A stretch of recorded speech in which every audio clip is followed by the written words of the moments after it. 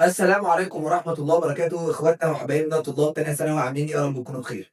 باشا إحنا بنتكلم على طلاب الأزهر، تعالَ نصلي عليه شفاعتين كده وناخد الجزء التاني من محاضرة الإسلامك اللي إن شاء الله تختم بيها المنهج بتاع الإسلامك علشان يبقى معاك قبل ما تخش الامتحان. اللهم صل وسلم وبارك على سيدنا محمد. بعد ما نقول الدعاء عايزك نبدأ كده من الPDF اللي معانا ده، إن إحنا هنتكلم عن lesson 1 of unit 6 من الunit السادس. هتشوف إحنا هنتكلم عن درس اسمه الشخصيات البارزة. تعالوا نقول الدعاء ونبدأ. بسم الله والحمد لله والصلاة والسلام على رسول الله. اللهم إني توكلت عليك يا فاطر السماوات والأرض. اللهم إني أعوذ بك من أن أضل أو أضل أو أذل أو أذل أو أجهل أو يجهل علي أو أظلم أو أظلم. بسم الله توكلت على الله. طيب أول كلمة عندي، أنا أولًا الiconic figures يعني شخصيات بارزة، وأول شخصية عندنا طبعًا سيدنا موسى عليه السلام. أول كلمة عندي كلمة اسمها prophet. يعني إيه prophet؟ يعني محمد نبي. prophet يعني نبي. messenger يعني رسول. significant يعني هام. in accordance with يعني وفقًا ل أو بناءً على. casket معناها تابوت. flow معناها يتدفق أو تدفق. decree معناها مرسوم. newly born حديث الولادة. adopt يتبنى. deport يرحل. grant يمنح.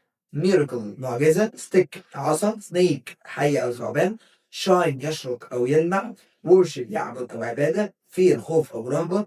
pray for يتوسل. assign يعين أو يكلف. عندي assure يتعهد أو يؤكد. aid or assist. aid or assist دي معناها يساند أو يؤازر. كلمة authority معناها سلطة أو نفوذ. victorious معناها منتصر. revere معناها موقر أو مبنجل. guidance هداية أو إرشاد. oneness وحدانية. foretell يبشر أو يتنبأ به. prophethood النبوءة. numerous speaker of الله كريم الله. part the sea يفلق أو يفرق البحر. miraculous event حدث إعجازي. pursue يلاحق أو يطارد. stubbornness معاندة أو عناد. disobedience معناها تمرد أو عصيان. supporter داعم. set out ينطلق. Jerusalem البيت المقدس يعني. fulfillment تنفيذ. briefness إيجاز أو قصر اختصار. remain يظل أو يبقى. steadfast ثابت أو راسخ. تعالوا نصلي على النبي نقرأ أول مسج. طبعا هو هنا بيتكلموا عن سيدنا موسى عليه السلام being mentioned 136 times in the Quran. سيدنا موسى تم ذكره 136 مرة. سيدنا موسى is a well-known prophet and the messenger of Allah. سيدنا موسى نبي معروف جدا جدا ورسول من الله معروف جدا ومشهور جدا بالنسبة له. He is among most significant prophets and the messengers of Allah. هو واحد من أهم وأعظم الأنبياء والمرسلين من قبل الله عز وجل ليه. He is mentioned in the Quran more than any other prophet. هو تم ذكره في القرآن من يعني أكتر من أي نبي تاني. In accordance with the Quran وفقا للقرآن ده سيدنا موسى was born in Egypt and was placed in a casket that flowed towards the Nile to save him from being killed by the decree that was taken by Pharaoh to kill any Israelite newly born boy. Eventually, the wife of the Pharaoh adopted him as her own son. واحدة هتتعلم ترجمة. أولا سيدنا موسى ولد في مصر وتم وضعه في كاسكت في تابوت التابوت اللي انت طبعا القصه اللي انت عارفها اللي عام بيه في النيل علشان طبعا ده طبعا كل ترتيبات ربنا علشان يحميه من بطش وظلم سيد فرعون طبعا. اللي كان عايز يقتل اي طفل حديث الولاده ساعتها لما امر ان هو اي طفل يتولد يموت يعني يتقتل عشان النبوءه اللي كانت عنده. Eventually في النهايه the wife of the pharaoh adopted him as her own son. في النهايه بص الدنيا لفت عشان ترتيبات ربك برضه. ومرات الفرعون اللي هو امر بقتل كل الاطفال اللي بيتولدوا كتبنى سيدنا موسى. طيب تعالى كده نشوف القطعة التانية. When he grew up لما نشأ Moses left Egypt to Midian where he married and spent 8 to 10 years. هو انتقل من ايجيبت لمدين where he married هو اتجوز and قضى فيها دي من 8 ل 10 سنوات قعد فيها. بعد كده later he took his family and departed for Egypt. هو خد عيلته كلها وهاجر لإيجيبت لمصر. And they stopped near Tur mountain وتوقفوا عند جبل الطابع. ماشي؟ اللهم صل وسلم وبارك على سيدنا محمد. حلو قوي من اول هنا. Inside life is in. Allah told to him, دعاه and granted him his first two miracles, namely his stick turned into a snake and his hand shined a bright light. تعال نقول ترجمة الجملة هنا ايه؟ بيقول لك ان الله عز وجل انعم عليه بمعجزتين لما كان عند جبل الطور. اول معجزة لما القى بعصاه ثم تحولت الى ثعبان سنيك. المعجزة التانية إن إيده كانت كأنها ضوء اللي قدامها ساعتك ده اللي هو بتطلع ضوء ساطع جدا جدا، إيد سيدنا موسى عليه السلام. طيب Allah then ordered him to go to Pharaoh. ربنا أمره إنه يروح لفرعون and call him to worship the Almighty Allah. ربنا أمره إن أنت تروح يا ابني، روح سيدنا موسى يروح لفرعون ويحاول يقنعه وكمان يقول له يأمره إن هو يعبد الله عز وجل ويمتثل لطاعة الله. Moses expressed his fear of Pharaoh and prayed for Allah to send for his brother Harun. So Allah assigned his brother Harun to be his assistant and assured them that he would aid them. طيب القطعة دي كده أو الجزء ده ترجمته إيه؟ بيقول لك إن سيدنا موسى عبر عن خوفه من فرعون لربنا وكمان دعا ربنا إن هو يهدي سيدنا هارون أخوه. وسيدنا والله عز وجل assigned his brother هارون to be his assistant، خلى سيدنا هارون مؤازر معين مساعد لسيدنا موسى and assured them طمأنهم وحماهم that he would aid them وان هو كمان ربنا عز وجل هيساعدهم. سيدنا موسى Moses is revealed in the Quran as the receiver of the Torah. سيدنا موسى طبعا عارف القرآن ان هو المستقبل التوراة، ان انزلنا التوراة فيها هدى ونور. دي يعني الحتة دي which is described as a guidance and a light for the Israelites. It contains teachings about the oneness of Allah. طبعا هو دي بمثابة الإرشاد والتوجيه لقوم سيدنا موسى. وكمان بتتضمن طبعا contains teachings تعاليم the oneness of Allah وحدانية ربنا عز وجل and the day of judgment ويوم القيامة. It also foretells the prophethood of Muhammad صلى الله عليه وسلم وكمان بتخبرنا وبتنبئنا عن سيدنا محمد صلى الله عليه وسلم. طيب آخر مسج بقول لك إن surely we went down the Torah in which there is guidance and light. إحنا أنزلنا التوراة فيها هدى ونور. دي ترجمة الجملة اللي إحنا لسه قايلينها. Moses سيدنا موسى performed numerous miracles during his life. سيدنا موسى عاصر شاهد أحداث ومعجزات كتيرة جدا جدا جدا في حياته. أولا أول معجزة having a direct conversation with Allah. سيدنا موسى كان بيكلم ربنا عز وجل كده دايركت بطريقة مباشرة يعني.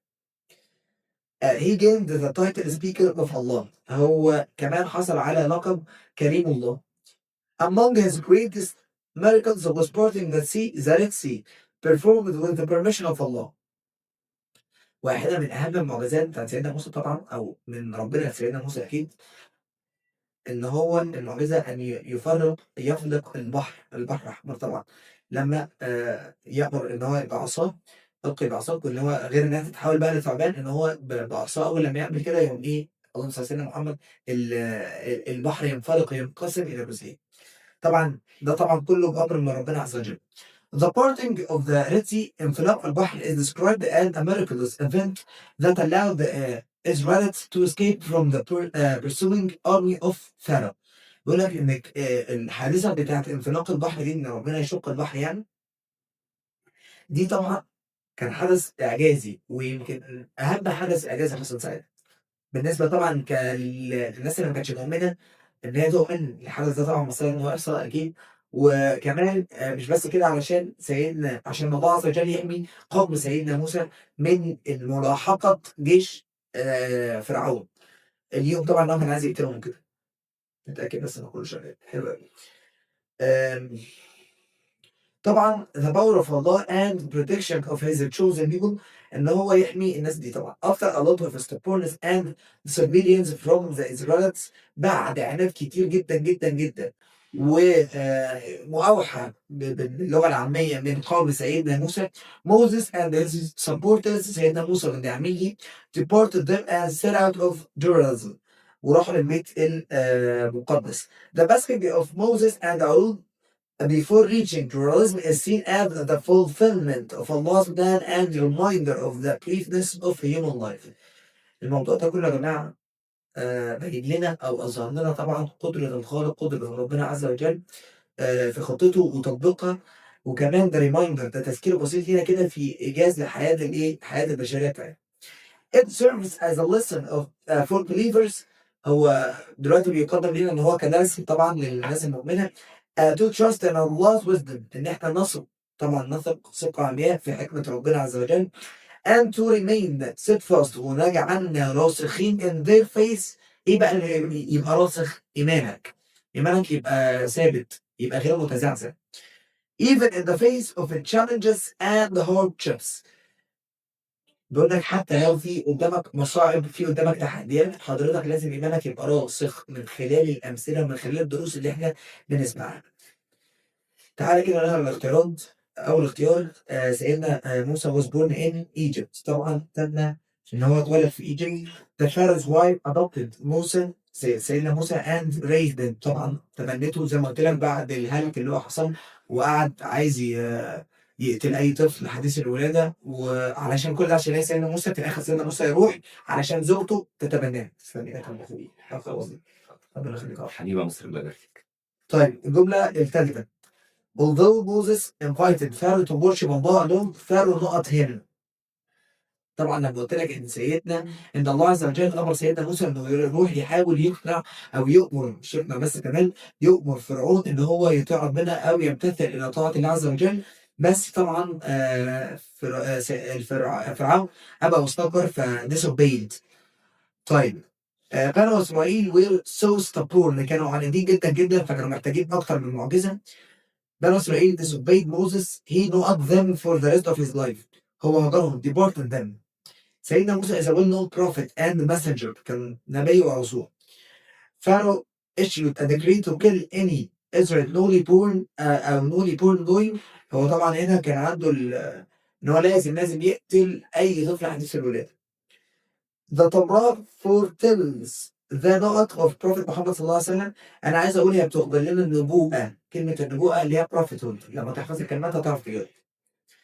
The parting of the sea، طبعا عايز أقول لك حادثة شق البحر، انفلاق البحر، إن هو لما قسم البحر سيدنا موسى.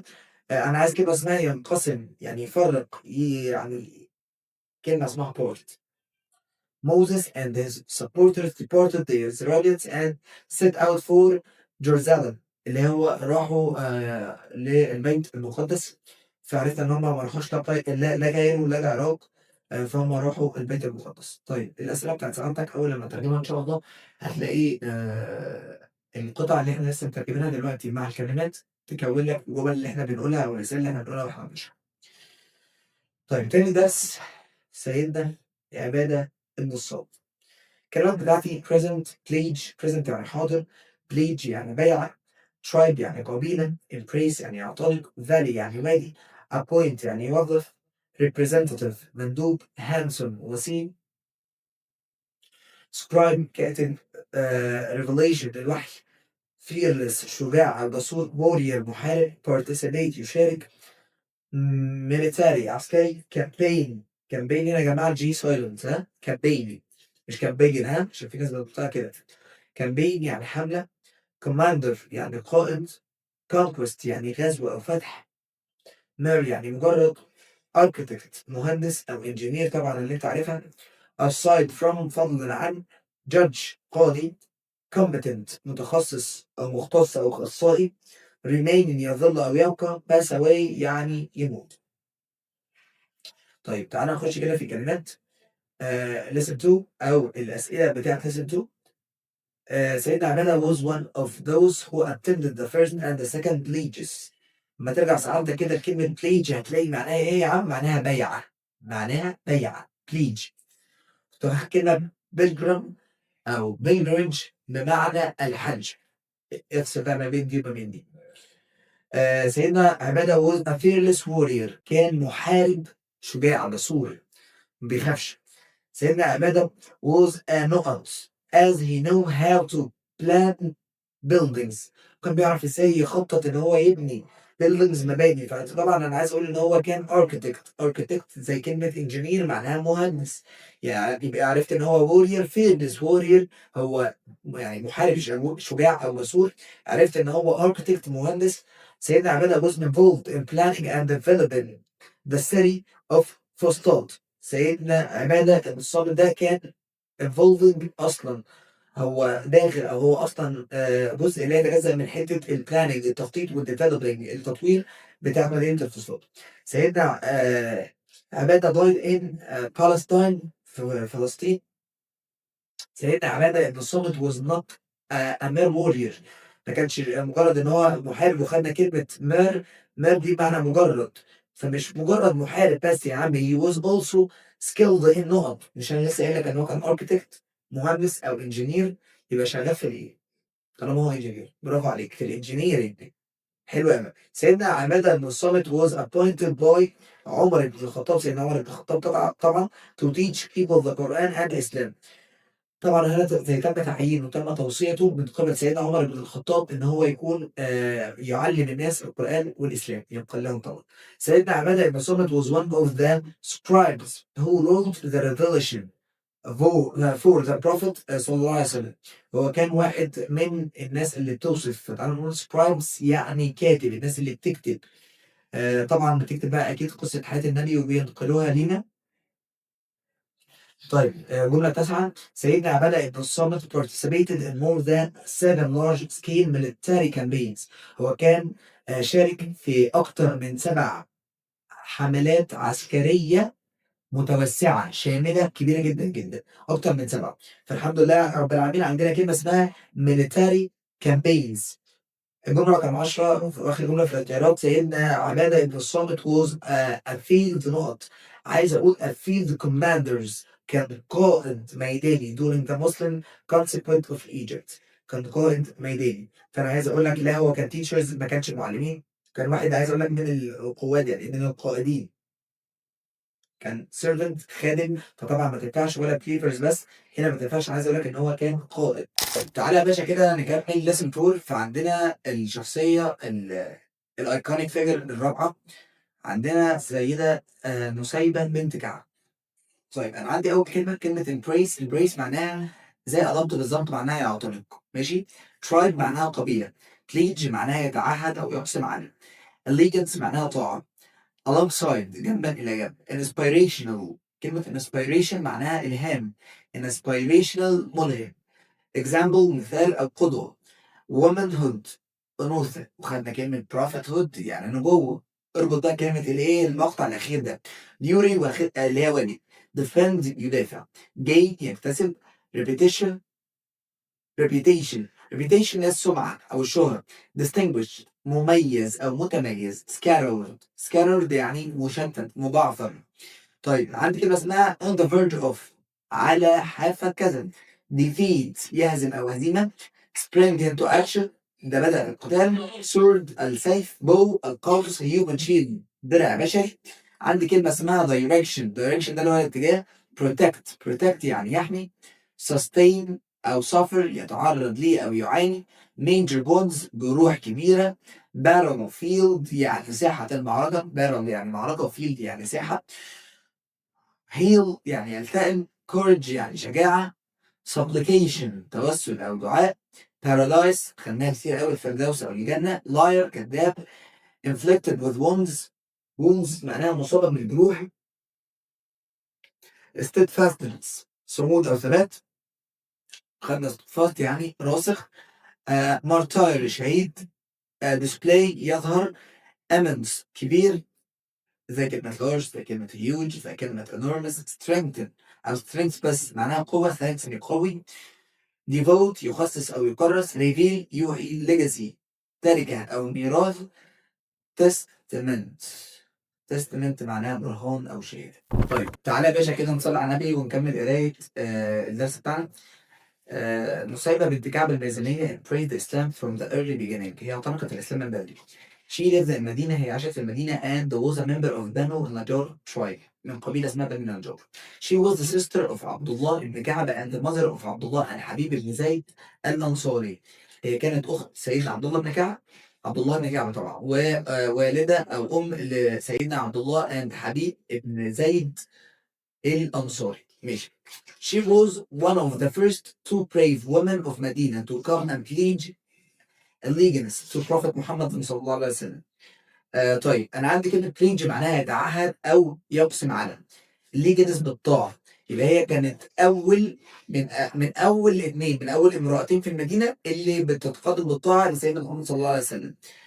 She was a pious. كلمة pious معناها ورع أو تقي. brave woman وامرأة شجاعة. who fought alongside men in battle. هي كانت بتقاتل بجانب رجال في المعارك. And an inspirational example of a strong Muslim womanhood. هي كانت مثال ملهم لحتة اللهم صل على سيدنا محمد النساء المسلمين. She believed that women had the same duty in defending the new religion as men. هي أثبتت أو برهنت أو كانت مؤمنة إن النساء لازم يبقوا عليهم نفس واجب الرجال في حماية الدين الجديد اللي هو دين الإسلام. فبيقول لك إيه بقى؟ She gained a reputation as the most distinguished woman who took part in the battle of Uhud. هي حصلت على سمعة كبيرة جدا جدا وأصبحت أكثر امرأة متميزة التي شاركت في معركة. During the battle أثناء المعركة at the point where the Muslims were scattered on the verge of defeat. المسلمين كانوا متبعثرين، كانوا يعني منتشرين في كل حتة. نصيبة sprang out into action. هي دخلت في وسط المعركة with her sword بالسيف and the bow in her hand والسهم أو الرمح في إيديها. طيب indeed بالفعل the Muslims men and women, the believing men and women, the obedient men and women, the truthful men and truthful women, the patient men and patient women, the humble men and humble women, the capable men and women, the fasting men and women, the men who guard their private parts and the women who did so. طبعا دي كلها يا جماعه تفسير الايه اللي فوق: المسلمين والمسلمات والمؤمنين والمؤمنات والقانتين والقانتات والصادقين والصادقات والصادقات والصابرين والصابرات، طبعا اتقوا الله العظيم وكمل، والخاشعين والخاشعات وهكذا. طيب بيقول لك نسيبة passed away in the 13th Hijra year and was buried at البقيع graveyard. البقيع ماشي. انا عندي السطر ده ثانية اعرف ولا اخر سطر خالص؟ اخر سطر اخر سطر. ماشي طب اعمل ايه اعمل ايه؟ لحظة. بيقول لك نسيبة passed away in the 13th Hijra year and was buried at البقيع graveyard. هي توفى الله في العام 13 من الهجرة وده تم دفنها في البقيع. Her legacy is a testament. هو شهادة، ميراث أداء أو إرثها، شهادة لينا على قوة strength and courage of a Muslim woman. قوة وشجاعة المرأة المسلمة. طيب ده كان آخر الدرس بتاعنا. تعالى نشوف كده الاختيارات. نسيبة طبعا adopted الإسلام from the very beginning. هي اعتنقت الإسلام من الأول. الجملة الثانية نسيبة was so gorgeous. كانت شجاعة جدا جدا. that she fought alongside men in battle. هي كانت بتقاتل بجانب الرجال في المعارك. نسيبة was the most distinguished woman who took part in the battle of أحد. طبعا هي شاركت في غزوة أحد. Muslim women play distinguished roles. عايز أقول بتلعب دور متميز، عشان كده حطيت الكلمة نمبر 8. The synonym of sustained in the sentence: she sustained at least two major ones. انا عايز اقول ان هي كلمه سستين هنا معناها ايه؟ هي عانت قصد من حته 12 جرح في المعركه. سفر يعني عادي زي ما قلنا. نسيبة was an inspirational example of a strong Muslim womanhood. هي كانت مثال للنساء المسلمات للأقوياء طبعا.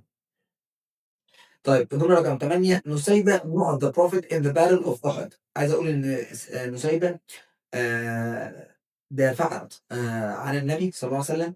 defended the prophet محمد صلى الله عليه وسلم في غزوة أحد. نسيبة gained a reputation as the most distinguished woman for her نقط. طبعا هي مش لكراهيتها ولا لأمانتها ولا لعطفها، هي كانت مشهورة بالكوريج، بالشجاعة. استنى عشان الجملة مش متجاوبة، علم عليها اهو بالقلم الخامس. نسيبة lived in مدينة and was a member of Banu النجار tribe. أنا هي دي كانت قبيلة، ما كانتش village، ما كانتش جريمة، ما كانتش سيري مدينة، فكانت tribe. وطبعا الأسئلة دي زي ما بنقولها وإحنا بنحل فوق. ده كان الحمد لله حمدا كثيرا وطيبا مباركا فيه. آخر درس عندك في منهج الإسلامك. يا رب نكون إن شاء الله قدرنا نفيدك، فيا ريت ما تنساناش كده في دعائك. اللهم صل وسلم وبارك على سيدنا محمد. إن شاء الله تخلص المحاضرة دي، المحاضرة اللي قبلها يبقى كده معاك منهج الإسلامك كامل. هنسيب لك كل حاجة ليها علاقة بالPDF في الديسكربشن. كان معاكم أخوكم وحبيبكم يا عم مهند أحمد، في رعاية الله عز وجل.